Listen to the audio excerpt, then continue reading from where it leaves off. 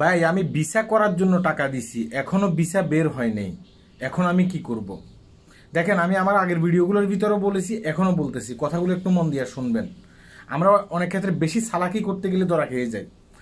আপনি যখন একটা এজেন্টের মাধ্যমে ভিসা করতে দিচ্ছেন, আপনি এজেন্টকে কেন সব টাকা দিয়ে ফেলবেন?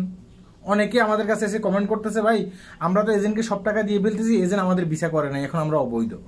আপনি এজেন্টকে কেন সমস্ত টাকা দিয়ে ফেলবেন? আপনি এজেন্টকে কিছু কিছু টাকা দেবেন। অনেক এজেন্ট আছে ভালো, হ্যাঁ, তারা বলে দেয় আমাদেরকে সমস্ত টাকা দেওয়ার দরকার নেই, আমাদেরকে কিছু কিছু টাকা দেবেন। আপনি প্রথমে দেখা গেছে কি আপনি মেডিকেল করতে গেছেন, তখন আপনি কিছু টাকা দিচ্ছেন, অল্প কিছু টাকা দিবেন, সামান্য। পরবর্তীতে আপনি ফিঙ্গার করতে গেছেন, অল্প কিছু টাকা দেবেন। ভিসা বের হয়ে গেলে তারা আপনাকে খবর দেবে। পরবর্তীতে আপনারা কি করবেন? আপনারা সমস্ত টাকা দিয়ে আপনাদের ভিসা নিয়ে আসবেন। আপনারা কি করেন?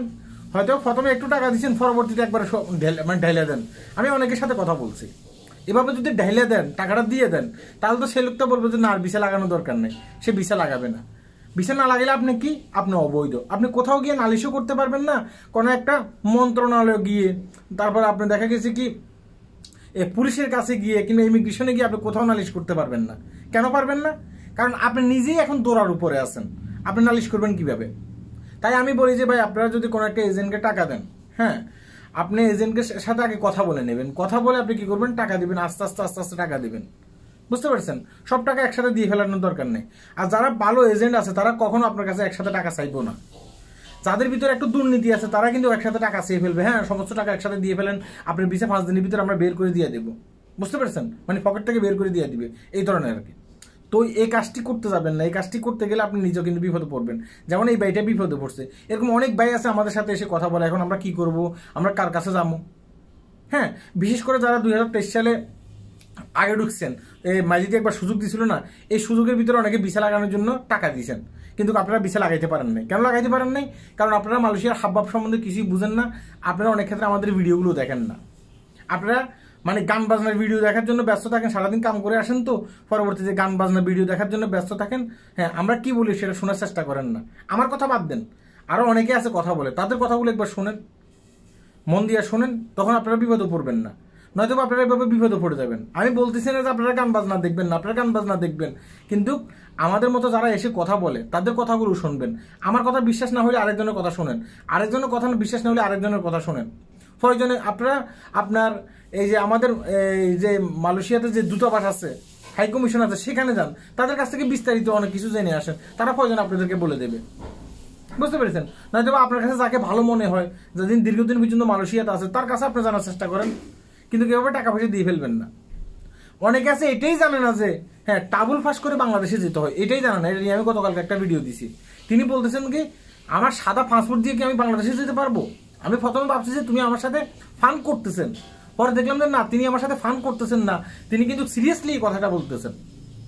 মানে টাবুল ফাঁস করে যে বাংলাদেশে যাবে ওইটাও জানা না। তো আপনাদেরকে ঠকাইবে না, কাকে ঠকাইবো? দালাল এজেন্ট, বিভিন্ন যেসব খারাপ এজেন্টগুলো আছে, আমি ওদের কথা বলতেছি। আপনাদেরকে ঠকাবে না, কাকে ঠকাবে বলেন তো? আপনাদেরকে তো ঠকাবে, তাই না? আর একটা কথা বলি, কথাগুলো একটু মন দিয়ে শুনবেন। ভিডিওটি লম্বা হচ্ছে কিন্তু প্রয়োজনীয় কথা। দেখেন, মালয়েশিয়াতে কিন্তু এখন মানে অতিরিক্ত অপরিচিতি দিচ্ছে, সেটা আমরা সকলে জানি, তাই না? অতিরিক্ত অপরিচিতি দিচ্ছে, চতুর্পাশে কিন্তু অপরিচিতি দিয়ে মানুষগুলো ধরতেছে। আপনার কাছে যদি কোনো কিছুই না থাকে, ভিসা না থাকে, আপনার কাছে যে একটা পাসপোর্ট আছে না, সেই পাসপোর্টের একটা নাম্বার আছে না, সেই নাম্বারটা আপনি মনে রাখবেন।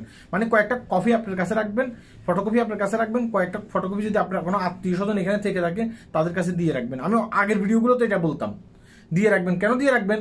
আপনাকে যদি কখনো গ্রেপ্তার করা হয় বা আপনাকে যদি ধরে নিয়ে যায় ইমিগ্রেশন, এখন তারা যেন ওই পাসপোর্ট ফটোকপি দিয়া, ওই পাসপোর্টের ভিতরে যে নাম্বার আছে সেই নাম্বার দিয়া আপনি কোথায়, মালয়েশিয়ার কোথায় কোন জেলে আছেন, মালয়েশিয়া তো ছোট না, বিভিন্ন অঙ্গরাজ্য আছে, তাই না? আপনাকে কোথায় কোন জেলে রাখছে তারা যেন বুঝতে পারে, তেমন কি তারা যেন আপনার সাথে কন্ট্যাক্ট করতে পারে।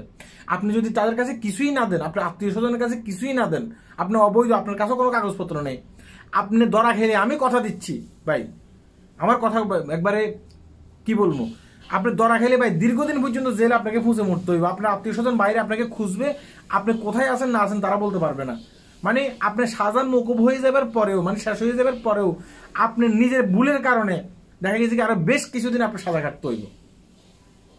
আপনাকে তারা ফাইলে না ভাগ্য বলো, মালয়েশিয়ার জেলে বা হাজার হাজার মানুষ আছে যাদের কোনো কাগজপত্র নেই, যাদের কোনো ডকুমেন্ট নেই, হাজার হাজার মানুষ আছে। বুঝতে পেরেছেন? তার মধ্যে হয়তো 2-1 ভাগ্য ভালো হইলে বের হয়ে যেতে পারতেছে, হয়তো তারা বলতেছে ভাই আমার বাড়ির এই কন্ট্যাক্ট নাম্বার বা আমার আত্মীয় স্বজন এখানে থাকে, মালয়েশিয়াতে থাকে, তার এই কন্ট্যাক্ট নাম্বার আছে, তার সাথে একটু যোগাযোগ করেন।